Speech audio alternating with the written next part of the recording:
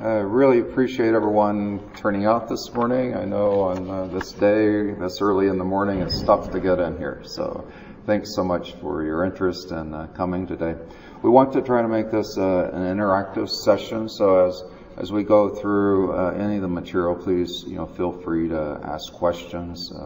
This is really trying to show the technology and how it's used, and so we'll do our best to address any questions you might have in this area.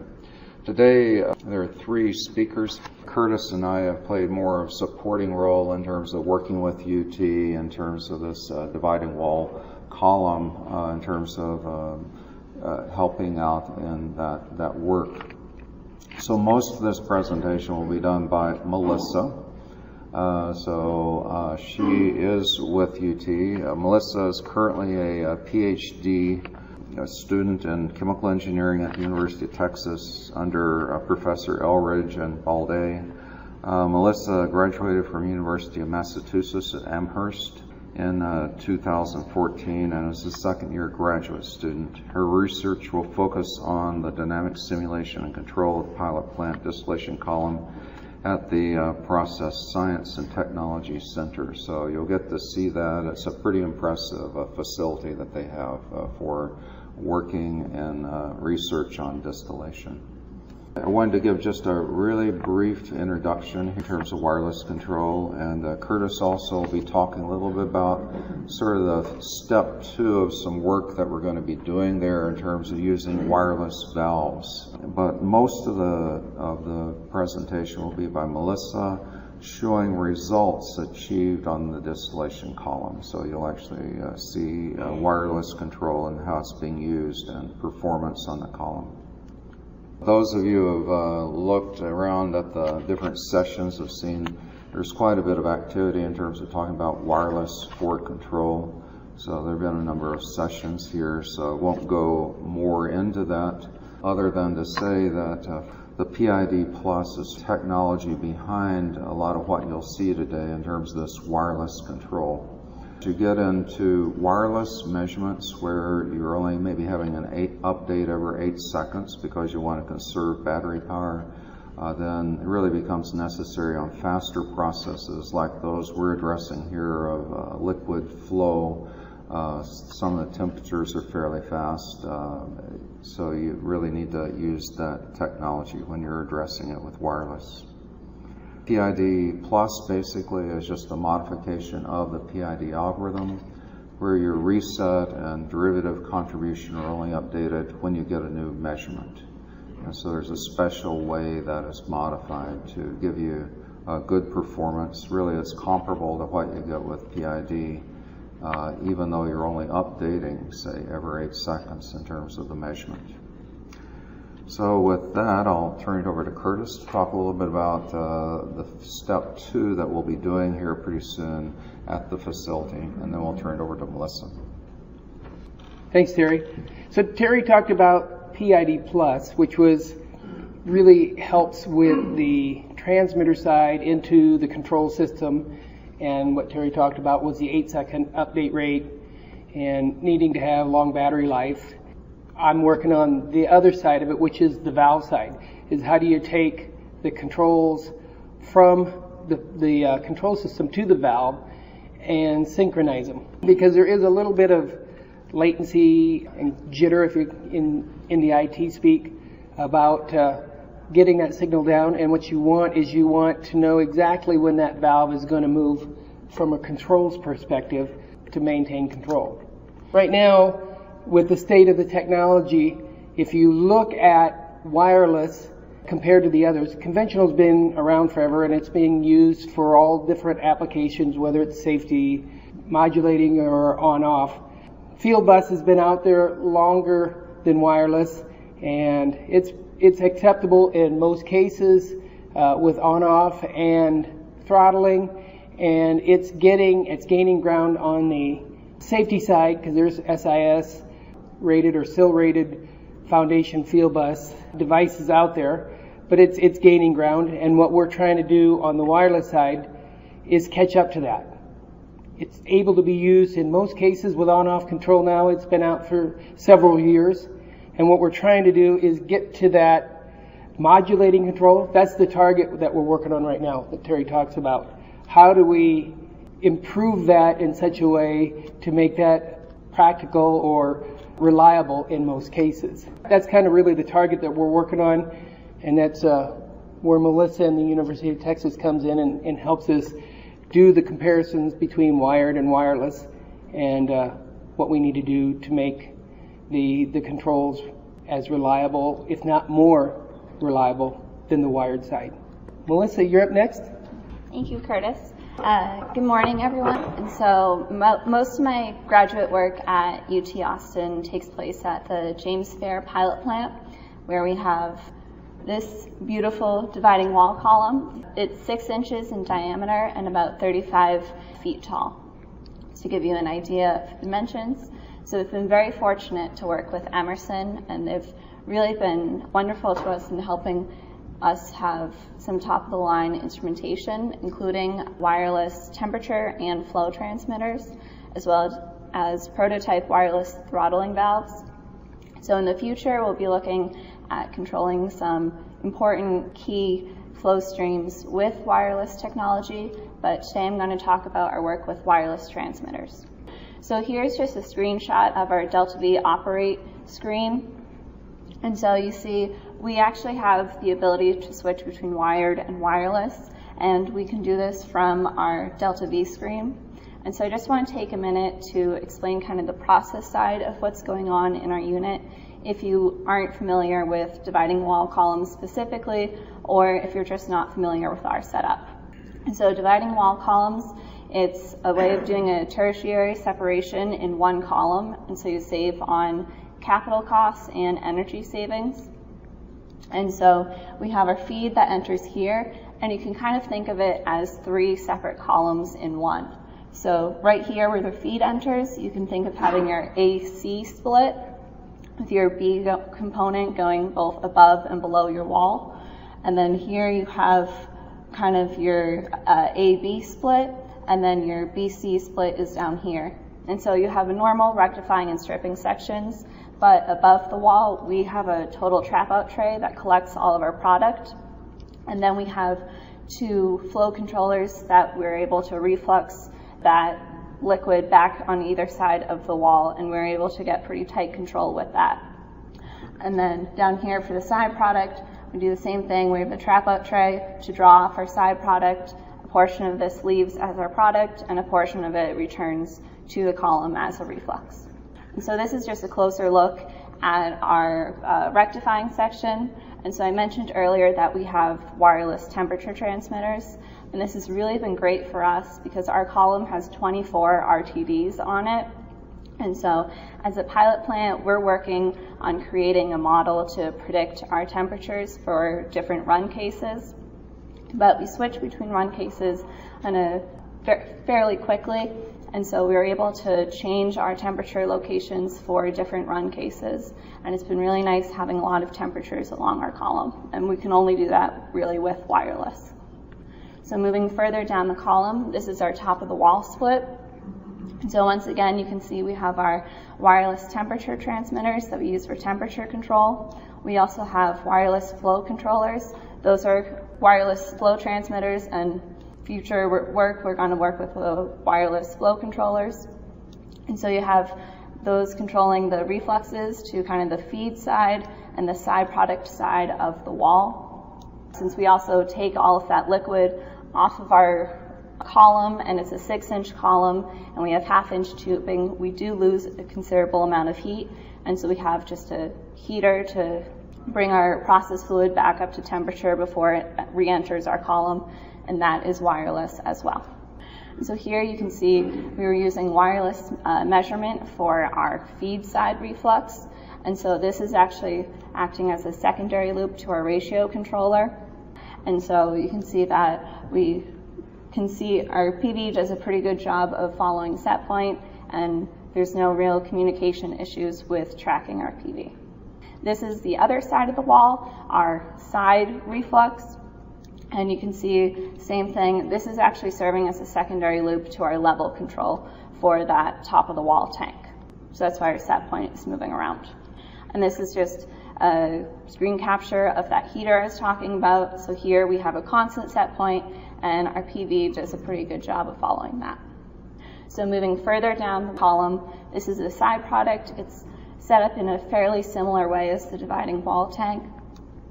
So once again, you have our wireless temperature transmitters, wireless capabilities on the flow loops for both back to the column as reflux and our side product takeoff. Also have wireless on our process flow heater. So here, this is just that heater I was talking about, where once again, you have a constant set point, and our PV does a pretty good job of following that. And this is all with wireless measurement. And so, like I said, all of our flow loops, we were able to change between wired and wireless measurements. And so this is just a screen capture of that module in our Delta V.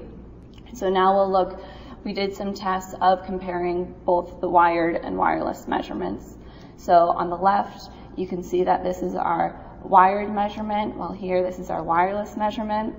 So we have a little bit of a communication delay, but you can see our valve output is doing fairly the same thing that it did with the wired measurement. So we actually have pretty good control here. And this is for our product takeoff. And now looking at our kind of product reflux back to the column, same thing where you have the wired measurement over here and the wireless measurement over here. You have a little bit of a communication delay. We're at the 8-second updates, so we actually have pretty good control. Now looking at the bottom of our column, so once again, the wireless temperatures, or wireless temperature transmitters, and we actually only have wireless transmitter on our steam. And so Terry actually set up our Delta V so that we can easily switch between temperature to steam or temperature to bottoms takeoff. And so that's just what all of these lines here are showing. And so this is actually just only the wireless measurement for the steam. And so you can see we were making some step changes, and it did a pretty good job. From a products perspective, what have we achieved through this work? We're able to show that PIDPlus gives us stable control for distillation column. We have minimal variation in our product compositions.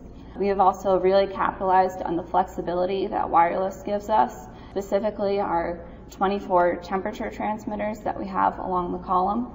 And we have shown that comparing wired and wireless measurement from a control perspective, we're still able to achieve pretty good control. So as a summary, we have that PIDPlus works well for various processes, whether it's a faster process such as flow control or a slower process such as temperature, and we're able to do that all with the 8-second update rate. And the PIDPlus has been modified to support our future work. And that future work will be using the prototype wireless throttling valves, and we'll be looking at wireless control with those. Hopefully we'll get that done for you before next Emerson Exchange, so be on the lookout for that. And so now you've graciously come out to a 8 a.m. presentation on wireless control. How do you find out more? There are a couple of other presentations at Emerson Exchange. Terry and Mark Nixon will be talking about Wireless Control Foundation. You can also get the book at the bookstore here. If you're interested in more of our work on dividing wall columns, we'll be talking about MPC and MPC with wireless. There's another presentation on that, I believe, tomorrow. And there's also a technology forum on controls with wireless. So with that, I want to acknowledge Emerson for having me here, my co-sponsors, Eastman Chemical, as well as Rosemont and Fisher Controls, and all of the staff at University of Texas at Austin who help us out just with operation of our column. And thank you for attending.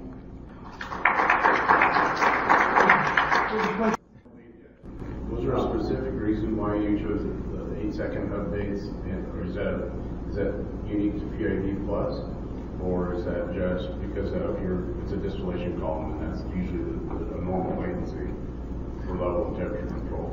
I'm asking, so the wireless devices are able to do 2-second, 1-second updates, valid in distillation control, as it might be in some of the other control speeds, but have you? Yeah, no, I've seen a number of articles, where they're talking about, well, we did 1 second update, right? They didn't say their battery lasted 3 months. Sure, that's a trade-off. Yeah, and so, most of the people I've talked to say they want a 5 to 7 year battery life, and an 8 second update, you can get that. So, you have plenty of time in terms of changeover to work in terms of replacement of batteries and other things.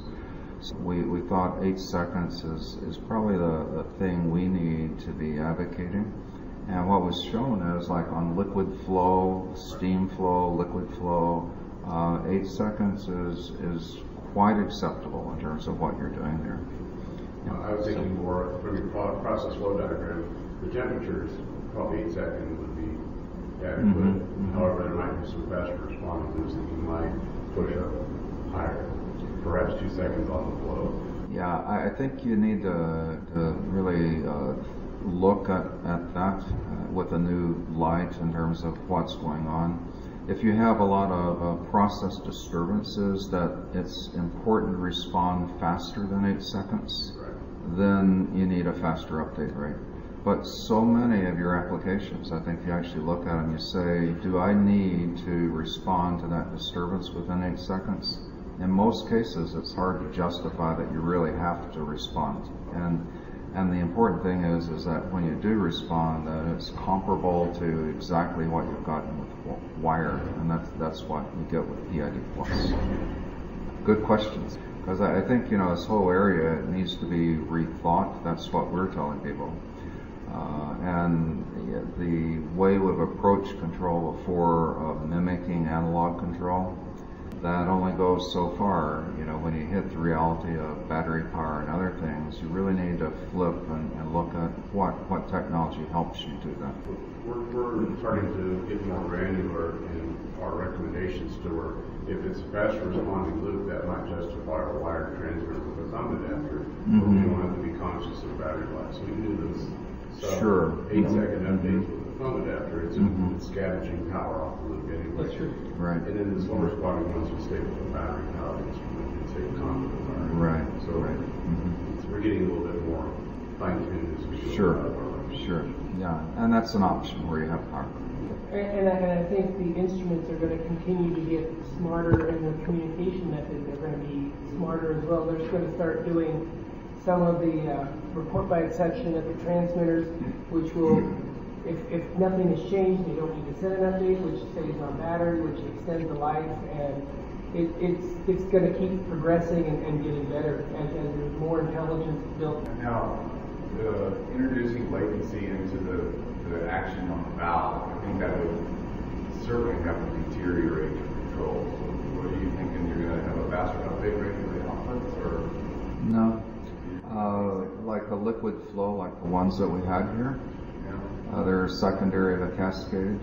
As that set point changes, the actual module is executing in 0.5 seconds. And so the output's immediately responding to that. And so in terms of the set point change having an impact, it immediately has an impact. There's no delay. And there's really no delay introduced in terms of wireless communication. Wireless communication is totally scheduled. And if you're executing over 0.5 second, you probably only have at most a 0.5 second delay. Okay, so it's just you don't see it except every 8 seconds, right, is the difference here. So if you look at it traditionally, we've had high-speed updates from your I.O., like in Delta V. Every 50 milliseconds, things are updating, right? In your controller memory, every 50 milliseconds, fresh value. So we can execute controls slow, like every 0.5 second, every second, and the information is totally fresh. With wireless, where it's coming out at 8 seconds, you really have to flip the cart and run the module, say, at 0.5 second or faster. So when it does arrive, you immediately use it. So the total delay you introduce in a loop is really very small.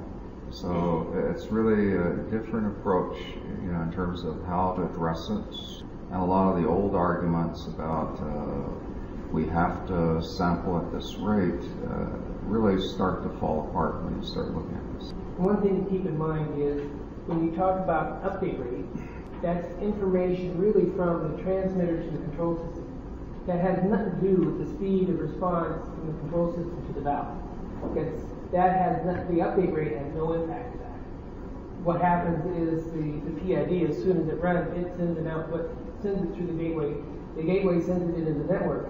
There is, in the network, the latency and jitter, because it might take one path versus the other for reliability or whatever.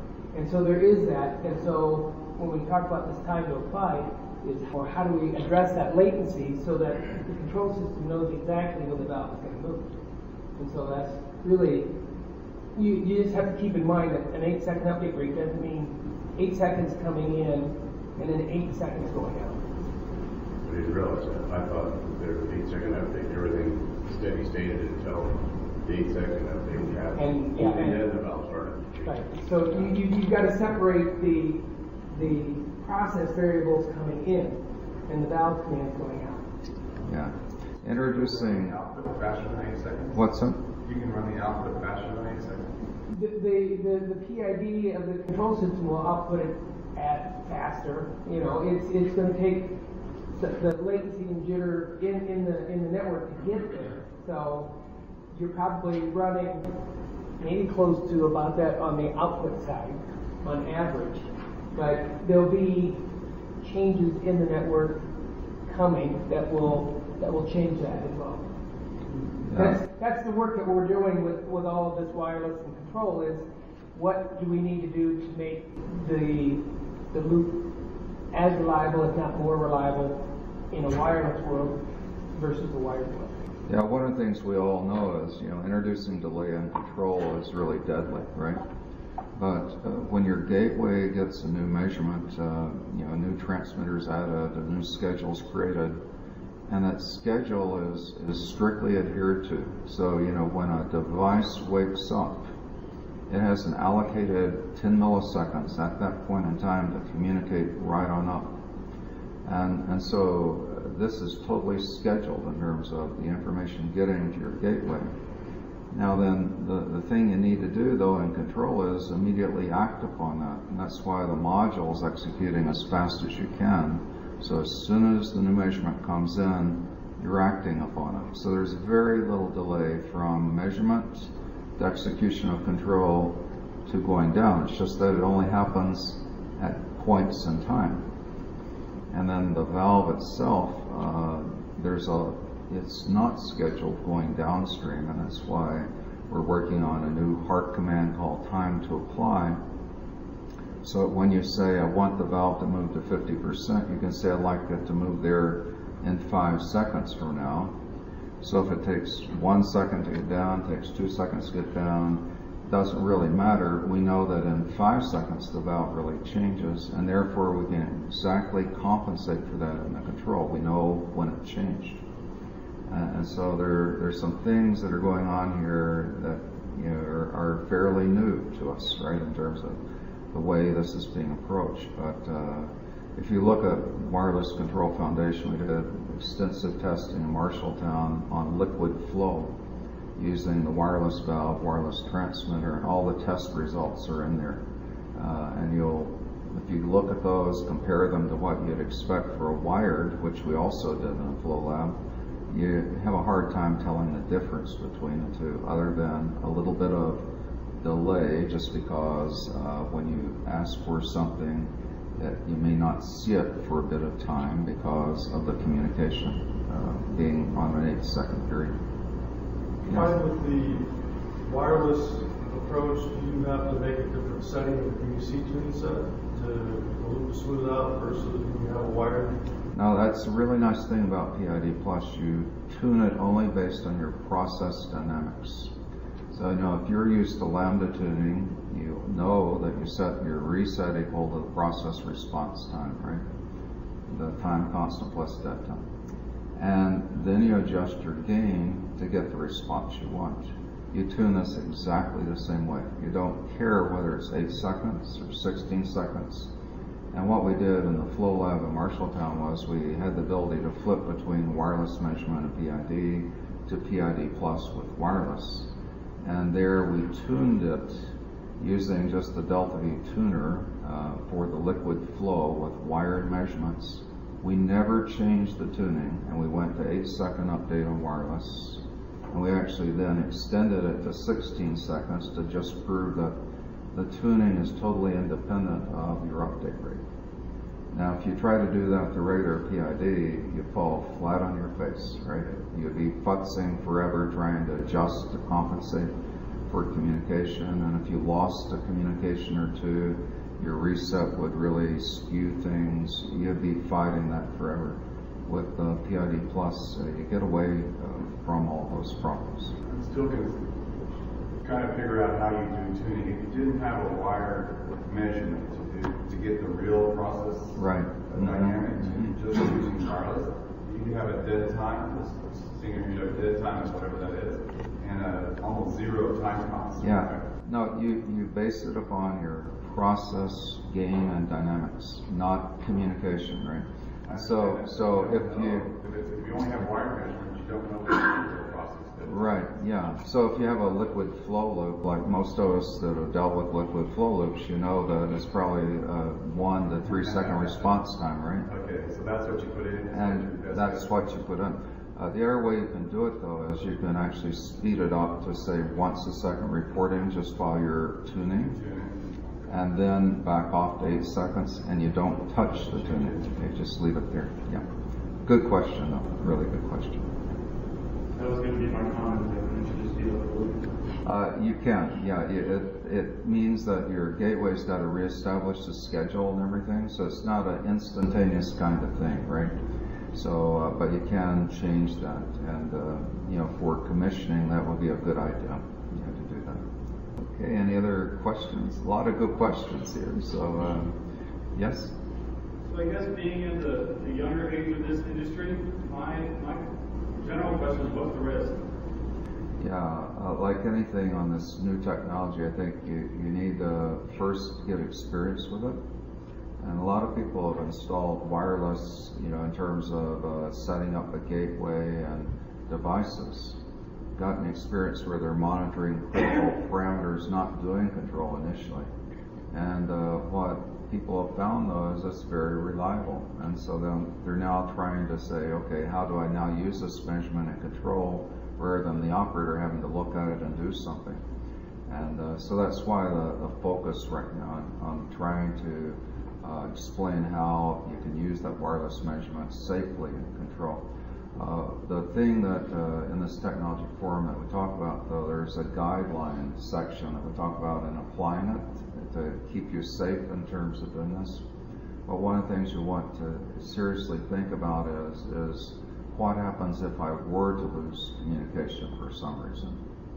And with PIDPlus, its fault under that condition is it holds last position in terms of the valve, which is oftentimes the safe thing to be doing. But if you have like an integrating process like a liquid level or maybe a header pressure, then you probably want something other than fill last position.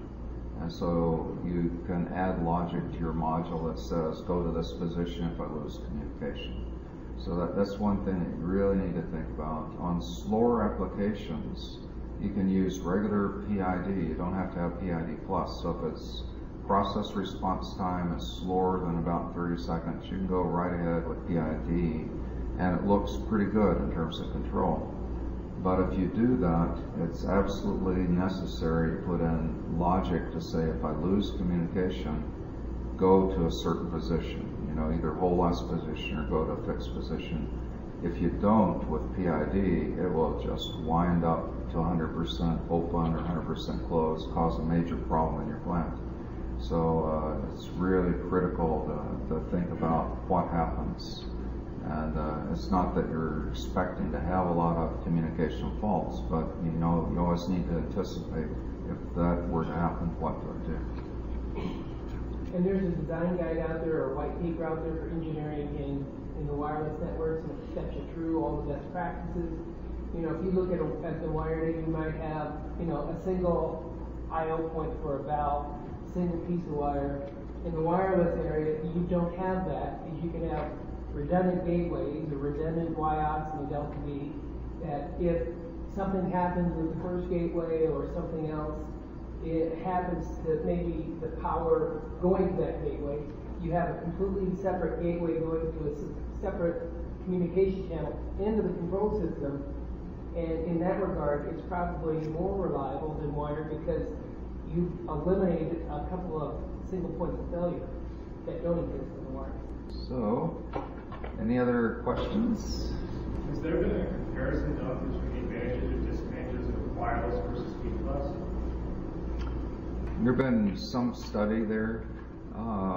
A lot of the benefits that you achieve with field bus is, reducing number of wires you have to pull. Going out to the junction box with a single pair and then being able to fan out to 8 devices or something, right? So it's minimization of cost, and that's one of the big things with wireless. And you notice we have a pretty big focus on upstream gas and oil right now, wirelessly, controlling choke valve and other things there. And you say, why is that? Well, those are probably new installations, or they're being built today.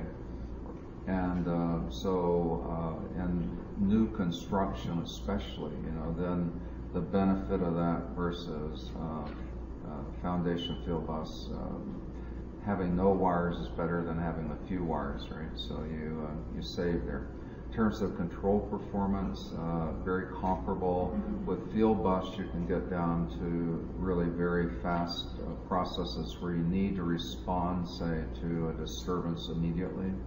You can do that with foundation field bus. Here, you're limited by your update rate. So other than responding to disturbances, the other parts of controllability and stability and other things, it's very comparable to what you get with foundation field bus. Okay, well, if there are no more questions, thank you so much for coming today. We appreciate it.